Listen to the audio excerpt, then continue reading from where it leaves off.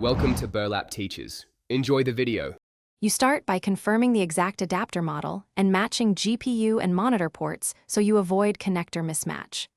Once done, update the GPU drivers on your system and gather required tools: power cable, mounting screws, and an anti-static strap.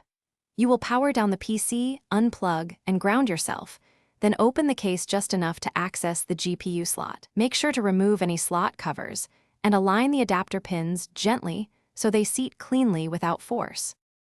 You next insert the adapter into the GPU slot with steady, even pressure so contacts engage fully. Avoid twisting, which can bend pins. Once seated, secure the bracket to the case and attach any auxiliary power cables required by the adapter.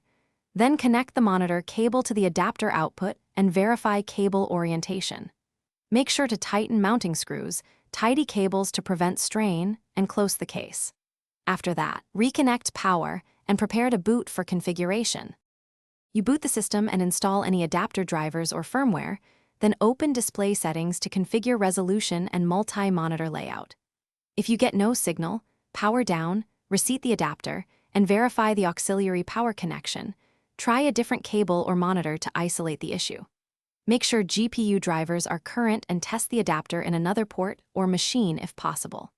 If problems persist, update firmware or consult adapter diagnostics. This single check often resolves communication.